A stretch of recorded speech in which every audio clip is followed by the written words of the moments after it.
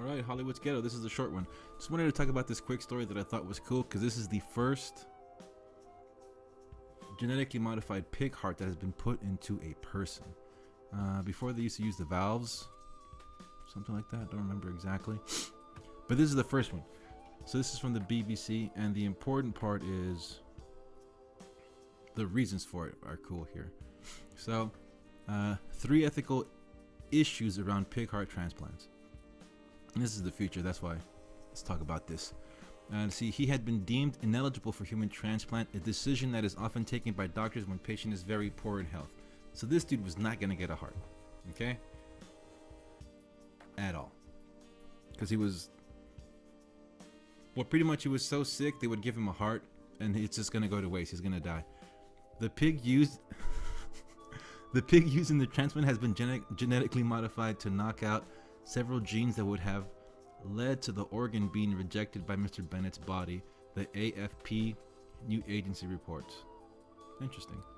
So I thought they would have modified it, maybe for the structure, or maybe to...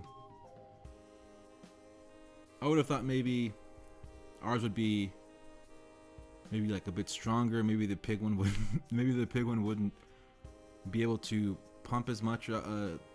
Something along the lines of performance, I'm thinking. But no, it was made so that it just wouldn't be that's the cool part. It was made so that it wouldn't get rejected. That's a trip, because typically people who have organ transplants have to take medication, immunosuppressive medication, for the rest of your life indefinitely. I'm pretty sure he's still taking it, but you know, it's a pig's heart, so that's a trip. Let's see here. For the medical team who carried out the transplant, it makes the culmination of years of research and could change lives around the world. Surgeon Bartley Griffith said the surgery would bring the world one step closer to solving the organ shortage crisis. All those stories about going to China and finding yourself in a bathtub with ice, right? No kidneys. There you go.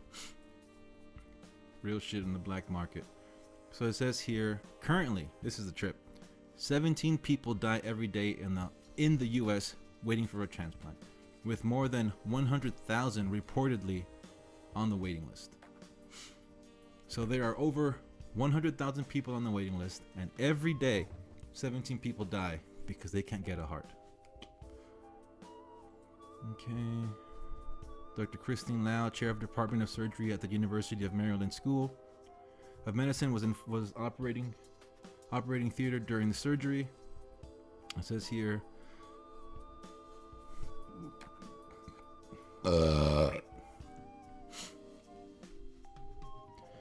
he's more at risk because we require more immunosuppression, slightly different than we would normally. He's more at risk because we require more immunosuppression, slightly different than we would normally. Doing a human to human transplant,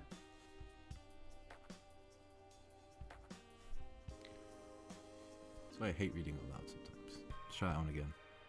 He's at more of a risk because we require more immunosuppression, slightly different than we would normally do in a human to human transplant.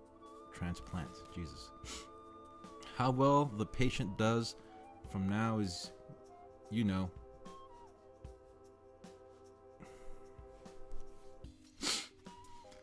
okay.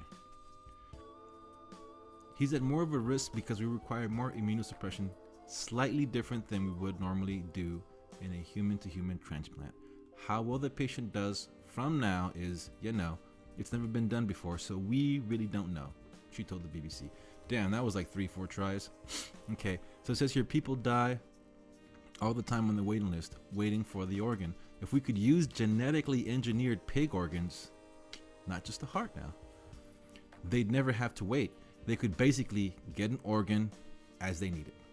That's some cool shit. Now, me personally, I've always believed that we would eventually... I mean, this is a pretty good thing to get us there. But I always thought that we would eventually just start growing like organs. What was that one movie? There is a Ewan McGregor movie called The Island. There they clone you and they take the stuff out of the clone for you. But I always thought it would be more like in vats, or like test tubes, if you will, and they would just grow the organ that you need. I always thought that, or I've seen people grow ears on the back of mice, so I always thought it might be something like that. They might have to incubate the organ or whatever it is, maybe inside of an animal or in some type of something similar, some type of new womb or something like that. But like very mad scientist stuff. That's what I've always thought we would eventually get to, but also that the only people that would eventually enjoy that stuff would be the elites, because this type of tech probably costs you literally an arm and a leg. So, okay, it says here, plus we wouldn't have to fly all over the country at nighttime to recover organs to put them into recipients. That's true. I've heard so many crazy stories of people who have to fly from A to B just to get the organ there. No more of that. They could just grow it somewhere, grow it in some hogs. The possibility of using animal organs for so-called xenotransplantation to meet the demands has long been considered, and using pig valve heart is already common.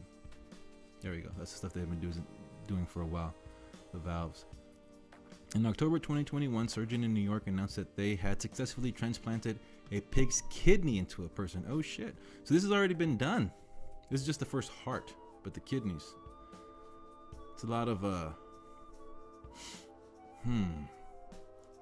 This makes me wonder. This right here, if you're a diabetic that has not taken care of themselves, this right here is a godsend. I do so many deliveries for people, and they're on dialysis and they're on these machines, and they hate it, and it's a miserable existence. For some, not everyone, right?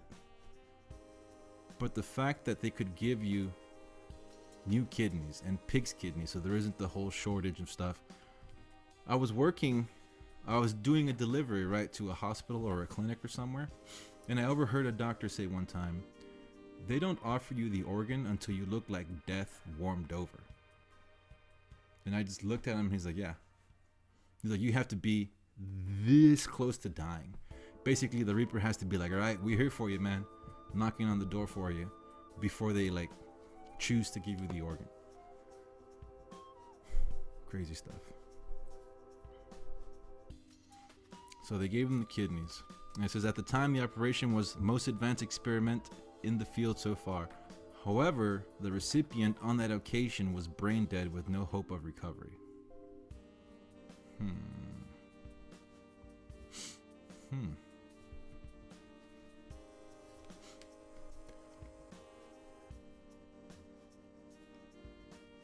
Okay. So this is a glimmer of hope along huge risks. The watershed moment provides hope for a solution to the chronic shortage of donor human organs, but there is still a long way to go to determine whether giving people animal organs is a way forward. Pig hearts are anatomically similar to humans, heard that before, human hearts, but understandably not identical. It's not ideal compared to swapping in a human donor heart, but it's possible to plumb them in and get them working. Yeah, so these are basically kind of like stopgap measures. Same thing with the valves, where they input this thing. Once it's working, they have you chilling for about as long as it can work or whatever, and then see if they can either probably give you another one of these pig hearts or give you a real one. I mean, depending on your illness, right? Okay. It says here, it's too soon to know how Mr. Bennett will fare with his pig heart. His doctors were clear that the surgery was a gamble. The risks are huge, but so are the potential gains. This reminds me of that one, I think they're still planning it, that one guy who's going to get a head transplant. It's like a Russian patient, and he has I think it's ALS, but he has a terminal disease, so he volunteered for it, and I think they were doing that in Paris. I don't know if they did it already or not. I should look that up. Alright, that's pretty much it, That's a breakthrough. They put a pig, genetically modified pig heart into a dude, and he's still alive at the moment. I saw this in the morning, was like, wow, what a cool story. Alright, to the next short one.